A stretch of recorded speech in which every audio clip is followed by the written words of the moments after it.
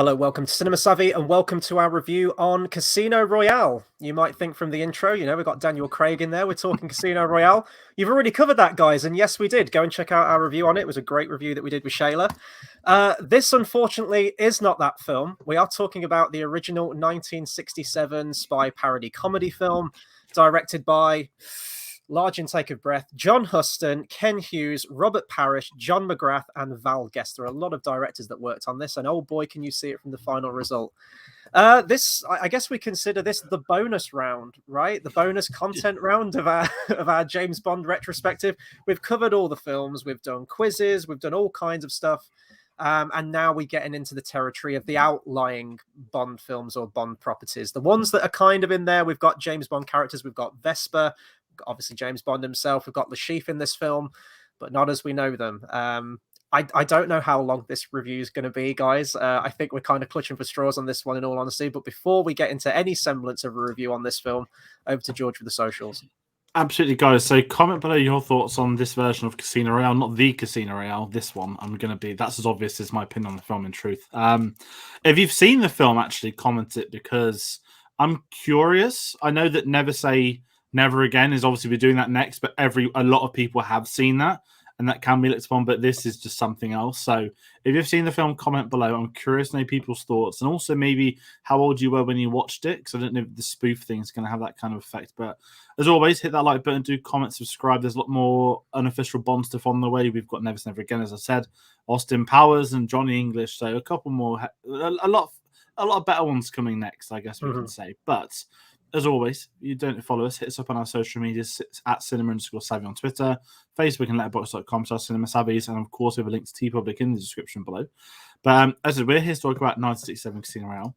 Neither of us have seen this film before, which is a first on the Bond. I mean, this isn't technically the Bond retrospective, but it's essentially a part of the journey still. And I'm actually going to ask Chris on the spot, did you know this one's rep? Because I'm curious, I know because you're fairly new to Bond. I'm curious if you knew anything about this other than the fact there was a 60s parody Casino Royale. So my parents are a lot older. My parents are like either in their 70s or pushing their 70s now. So they were they were aware of this film. So they kind of told me about this one, and they always go, oh, well, there was another James Bond film, and there was another Casino Royale. I keep talking about praising the Daniel Craig one till the cows come home, and they were like, oh, there was another one, and they don't get the concept of unofficial and outlying ones. They thought Never Say Never Again was a Bond film. They thought that was an official one. So there was always this talk of like this other outlying Casino Royale film, and they said, oh, it's funny, it's not taken seriously, like they started with like a spoof or something like that. But I'd never watched it. I didn't know the extent of the cast in there, apart from David Niven, and I mean, he is in the film. He is one of many in the film. This is a huge ensemble cast in this film, but I didn't know the likes of Woody Allen were in there, or Ursula Andress, returning again, Bond royalty at this point as the first official Bond girl. Didn't know anything about the film, so I went into this completely cold, but I did know of its existence, and I guess this retrospective has kind of given me the excuse to finally watch it, and probably never watch it again, in all honesty. There's my early review on the film, I think. Yeah, I don't think either of my parents have ever seen this. I'm genuinely going to say this, I don't know anybody outside of the Bond community that have seen this. As in someone I've known and speak to, obviously people have. And that's what kind of made it curious, that I just knew next to nothing. I knew, as you know, David Niven was in it. And a lot of people always say, oh, David Niven was also Bond, once people forget that. And it's kind of like, was he James Bond though? And it's James Bond. There are a lot of James Bonds in this film. And obviously I didn't know Woody Allen was in it as well. Sharon I didn't know she was in it, but then when the name popped, I was like, I'm sure I had read somewhere she was in a parody at Bond at some point, just didn't know what it was. So I know that Never Say Never Again has a couple of Bond people in, I think. I could be wrong, it's been a while since I've seen it, but I knew nothing. And I was actually kind of curious, because obviously Casino Royale is one of, well, it's in our ranking video, it's second on my top 10 of that list. Do watch that video, that was great. And I've always never wanted to watch this, just in case it tainted my opinion on the new Casino Royale. Not saying it would ever be better, but just knowing this film existed and witnessing it. And as my initial thoughts go, I don't have to worry about ever having considered this film ever. I don't think I'll ever be watching this again in my lifetime, in truth. It's ticked off the list. And And that's my opening statement. As we said, this isn't going to be your normal in-depth Bond review. This is like, we've witnessed the film. We're going to talk. We're going to go. Yeah, no, exactly. And this film is a hot mess. And I was watching this film, and I think the thing that shocked us the most, actually, right off the bat, was the runtime for this thing. We were both expecting, comedy film, especially like, a spoof spy movie, 80 to 90 minutes tops, especially back then in 1967. We were presented with a 2 hour, 10-minute gargantuan mammoth of a film. And I'm like, did this film need to be as long as it had to? And the film lacked focus for me. It was kind of all over the place. I guess you can say there is an underlying story to it, but it does feel like a series of almost disconnected vignettes, like short little side stories, awkwardly hodgepodge edited together with some form of connective tissue to tie it all together. And then after doing some reading on the film, after it had finished, it's pretty much what it was. All the directors I listed through, I'm not going to read out which scenes and which moments they directed, but if you go onto Wikipedia, it lists it there. It's like, this director did the first 35 minutes. This director did like a 20-minute segment in the film. And you can really see that it's kind of been piecemeal together that way. On top of that, you had various actors in the film that were squabbling with each other. I think there were probably a lot of egos on set, which is what you're going to get with a huge ensemble cast like this. And I'll get into those in a second, but it's just fascinating how this came about. And this was like my biggest question for this film is, how did Ian Fleming sign off on this thing? How did he okay this thing for like a spoof property to be made, let alone one that's sort of running in tandem with the main Eon James Bond films at that point, which were proving hugely successful. I think by 67, were they up to You Only Live Twice? You Only Live Twice, yeah. So I think. I don't know if this came out before or after, but it's the same year, which is it did make me think as an initial statement type thing as well that the franchise is as it stands in the 60s, the biggest thing in the world back then. What Marvel is right now, Bond was dominating. We've spoke so much about box office numbers on the Craig stuff, but Connery's Bond adjusted for inflation is the highest of the franchise in its history. And then you've got Craig, and you have to kind of think that at the tip of his power, this spoof came along, and I don't know if it's because our generation's been blessed with stuff like Scary Movie, Meet the Spartans, when you get these popular things getting tormented, but the 2 hour 10-minute thing hit me hard. I thought this was a 90-minute in and out. I didn't expect this to be the length of an actual Bond film, and I don't know any behind the scenes stuff. I've been relying on what you said to me so far tonight as well.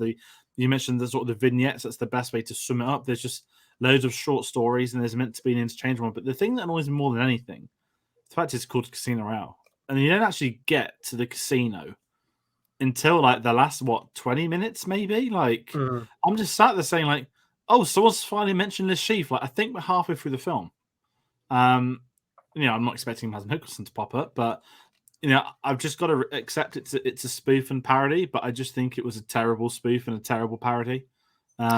And it's just wildly inconsistent, isn't it, with its humor and stuff. And I think a lot of the actors as well were kind of chipping in with, I think the script was constantly getting rewritten and actors weren't happy with their lines. I know, for example, Peter Sellers in the film was unhappy with the direction that they were going in, that they were making it a comedy. He wanted to, play it as straight as possible, as serious as possible. So he was rewriting a lot of his own dialogue scenes with Ursula Andress to be more serious because he wanted to, give weight to the James Bond character. And he didn't like that they wanted to make it a comedy. I was like, well, you must have known what you were signing up for, that it's a comedy. They would pretty much be out with that right from the beginning, I would imagine. But how this film came to be, and I'm going to go through it as quickly as possible. I'm not going to read all the paragraphs that you can find of this thing, but essentially, I haven't seen this version. I'd be interested to see it now just for completion's sake, but Ian Fleming sold the rights to Casino Royale, I think a couple of months before the book was being published, to an American company. The name escapes me now, but that's where we got the 54 version. It was like an hour TV special, for Climax on CBS. So they had that, and then it was sold off to someone else. Someone else bought the rights to it, and it kind of went from hand to hand, essentially. And then I think there was a deal that was tried to be made with Broccoli and Saltzman at the time to have some kind of collaborative effort into getting a Casino Royale film made, creative differences and everything like that. And I think eventually Feldman, who was the producer on the film, saw the massive success of Doctor No and obviously the rest of the Bond films at that point and thought, we can't compete with another serious Bond film. We've got to think of a different angle to go with it. So that's where the decision was made to make it a spoof, a farce of James Bond, rather than making a legitimately serious Casino Royale film that probably wouldn't do as well alongside the main James Bond film. So that's kind of, in a nutshell, there's a lot more details and facts and figures and all that kind of stuff. So it's just mad that this even happened, but apparently sort of like the big things were just sort of arguments on set with a lot of things and disagreements. Chief among them being Peter Sellers and Orson Welles, who I think they mentioned that neither of them actually filmed. They probably filmed a couple of scenes together, but it got to the point where their scenes had to be filmed individually. Orson Welles, being Orson Welles, had a lot of demands for the character. That weird magic trick thing that he does. That was all Orson Welles. He says, I want Lashif to be a magician and to do magic tricks. And if Orson Welles says he wants magic tricks, then you put magic tricks in the film. But I think it was a bit of intimidation and ego on the set, and Sellers I think he walked out of the project. So that's why he kind of disappears out of the film midway through. I think they just didn't have the footage. He just didn't film his stuff. And in editing, they had to kind of cobble things together to give his character a kind of send-off. I don't even remember what that send-off was. I finished this film about an hour ago. I don't even remember what that was, but it just sounds like a hot mess from beginning to end, and it kind of shows on the screen as well. Yeah, it's just a cash in as well on the Bond property as well. That we know how tricky the rights game can get and what can happen in history. But I kind of want to look at this unknown. That thank God that the rights did revert back to Eon at some point, because also I'm going to say, someone that hasn't read the books, Casino Royale obviously is the first Bond book. There's look at stuff like Lord of the Rings, The Fellowship, Harry Potter, Philosopher's Stone. Look at Star Wars, not Star Wars. Sorry, look at Dune, and you have obviously the first one and the first. Like Bond is the only franchise that does it in its own orders, which is fine, and it can work for something like Bond.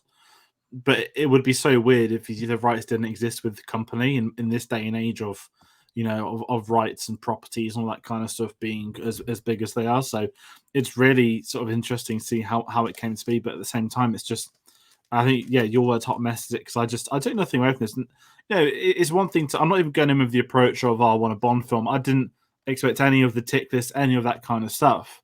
I thought, okay, how are they going to spoof Bond? And, they have him living in Scotland at the start and stuff, and it's just the whole thing for me personally. I know there'll be some Bond aficionados that know the history, or they'll like certain things and think they always talk about, I don't know if it was David Niven, but Fleming's idea of Bond was somebody more in line, an older age and stuff like that. And I just, even looking at this, 50 years later again, because it's unfair to look at it on a 2029 point, it just didn't seem funny. There's funnier gags in the Bond films that came out at the same time, that came out after, that came out before. And as far as parody goes, it just didn't work for me personally. And the closer he gets them parodying the character is essentially him training himself to be able to handle women that are trying to make a move on him. And it's weird. And I kind of want to add the point as well, without looking ahead, that because we know we end up getting stuff like Austin Powers, like John English, does the parody approach to Bond work differently because we know we've had good ones since? Because again, I just went in thinking here, this probably is going to be crap. It might be okay, but it's probably going to be crap, and I didn't expect to say it was shit. I paused it halfway through, and I didn't actually. I just turned it off, watched the football, watched the F1, came back late last night. I thought, Christ Almighty, I've got to finish this thing off. So, it was a lot of effort to sit through, and I honestly think this might be one of the least enjoyable things I've ever witnessed in my life.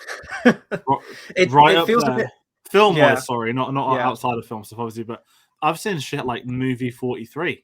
I was just about to say this feels like Movie 43. And, huge ensemble cast, different directors and everything. Yeah, 100%. Big names as well, and I've just sat there like, I can't, I just honestly hated every second of it, and it got relegated to being on in the background. It's still in my corner of mind. I could audible here, but I was doing other things. I don't want to ever hate a film so much I start doing other things instead. So yeah, it was a horrible experience to the least. And also, Ursula Andress is in it and stuff. And I'm not saying a tarnish, back then in the 60s, Bond isn't this classic franchise yet with the history of the repertoire. It's just a big thing, and they got an actress from it, and that's fine. But it's weird to look at it again now, being like, oh, Ursula Andress was also in this parody, and when you assume someone's in a parody, you think it's a funny role, but it just wasn't either.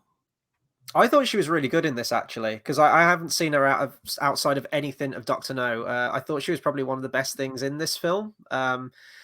It reminded me of the Carry On films, if you've seen any of those, that kind of style of humor. Now, the Carry On films are way better than this, don't get me wrong. I think this film just kind of lacked focus. Like, when it started off, of course it's dated, it's 1967. Of course it's going to be dated by today's standards, but when you had David Niven as sort of like this aging Bond, he's the original Bond. I guess this gives credence to the idea of Bond being a code name, because apparently there is a James Bond out there who was, having it away with all the women. And apparently, I think they say in the film, he's working in television now. So that's clearly a nod to the James Bond that we all know as a character in the Eon films. I quite like that as an angle, and I thought that was really interesting. But you're right, the jokes just don't land. And I was getting mad John Wick 2 vibes from the beginning as well. You got a bunch of people going to his house asking, you're the best in the business, Bond. Like, we need you. Like, we need your help on this thing. And he says, no, I've left that life behind. And they blow his house up in the attempt to get him back into the game. And I was like, oh, it's John Wick Chapter 2. That's pretty cool. But it lacks focus because, you'll gravitate towards his character. You'll spend about 20 minutes or so maybe with his character. And then we completely drop him and we're going like on a completely different tangent of a story for a considerable amount of time. And by the time he comes, it lacks that focus where you've got Austin Powers or Johnny English, to name a couple of the spoofs. They are at the forefront. They are the main character. And there's a film around it. It's, of course it's a spoof movie, so it's not to be taken seriously, but there is a plot around it with them at the center. Austin Powers, International Man of Mystery, we don't spend like 10, 15 minutes with him at the beginning and then don't see him for like 40 minutes. That wouldn't work, So I think that's what struck me with this film. I didn't realize it was going to be as disconnected as it was. You've got some good casts in there, as I say, like Orson Welles is brilliant. Woody Allen, absolutely, you can say whatever you want about his personal life, and I don't agree with that, but I do find Woody Allen funny, some of his films. You've got Ronnie Corbett in there, and there's a lot of these actors cropping up throughout the film, which, are great talents, but you don't really see any of that final result coming together. And I don't know if that was a writing thing. As I mentioned, they wanted to do like a serious film with this. I think originally the producer was looking at Cary Grant as a James Bond. And then, as I mentioned, like when Doctor No and all the films were coming out, then they changed the idea and went with a spoof. And I think a spoof could have worked. I think there are some good ideas, but the ideas are all over the place. There's too many ideas with this film. There's a UFO that lands in the middle of London and horses run aboard it. And then there's like a whole Mel Brooks style ending fight with, Apache Indians and cowboys and US Army. It's mad. And as well, it's the time, and it's the time of Monty Python, not the films, the TV show. And you mentioned the Carry On films as well. It's not like we're against the era. There were very funny comedies for the 60s that were, they were seen as groundbreaking and this and that. And it just wasn't any of that. And I thought maybe it could be. Maybe they're just trying to do a Monty Python version of Bond, because that would have probably actually worked. They did many other Monty Python versions of something. But yeah, the whole thing was just a chore to sit through. But again, it's ticked off the list. It's done. Never needs to be revisited again in my lifetime. And yeah, I don't know if I actually have anything else to say in this film, because there's nothing else I can add to. There's a couple of bits. I want to talk about the music in this thing, but there is an interesting bit of information here. I don't know whether it's true, but it was straight from the horse's mouth, apparently. David Prowse has mentioned that this was his first official, if you like, film role. I don't know if you remember at the end of the film when all hell's breaking loose, there's like a Frankenstein's monster that kind of lumbers around. Dave Prowse. That's David Prowse. That's kind of cool. So that's a cool bit of information. He went on to do a lot more. We've got some Star Wars online there. And the big thing was the music for me. There were certain moments in this, especially the music, and there was one other scene where I can see Austin Powers either lifting it directly or taking inspiration from it. The scene with the revolving bed. I mean, that's in Austin Powers. He directly took that when he's like, do I make you horny? Do I make you Randy? In Austin Powers. So we've got that to come in a few weeks' time. That's going to be fun to revisit. And the music was done by Burt Bacharach, who is I think he's in 2 of the Austin Powers films, I think. I think he even cameos in it. Apparently, it took 2 years to do the music for this film. He turned down other projects. I don't know why it took him 2 years to come up with the music, but there you go. And the song in the film, The Look of Love, which plays when I think Peter Sellers is sort of walking behind Ursula Andress, it's actually my favourite shot in the film. This slow-mo shot where they're walking behind an aquarium. It's a really great song sung by Dusty Springfield that actually got an Oscar nomination, Academy Award for Best Original Song for this film. The music was probably the best bit in the film for me. I loved the main theme, the I don't know what it's called, the Casino Royale theme. Oh, there you go. That's a great title for it. By Herb Alpert and the Tijuana Brass. It's a catchy theme. It plays all the way throughout, and there's like a funny little rendition in the credits. And The Look of Love is just a fantastic sort of ballad song, smooth song. But other than that, I don't really have anything to say. I definitely think that the music was the best bit of the film, and then the film ends with Woody Allen hiccuping and turning into a atomic bomb, killing James Bond, all of the James Bonds. And I mean, I think that's quite a good metaphor, really, for what this did to James Bond. But 1967. There's a lot of jokes in there that wouldn't fly today. There's a lot of awkward, especially at the beginning of the film in Scotland, there's awkward, creepy moments with David Niven taking a bath and women quite openly saying, I'm only 16 or only 17, and it's really awkward and uncomfortable. I used to do this for my daddy, and just, it's disgusting. But even back in the day, we're all up in arms now about the potential of a female Bond, oh, that would be absolutely sacrilegious. When they decided not to go with a serious take, one of the producers said, oh, Bond isn't to be taken seriously, it's nonsense.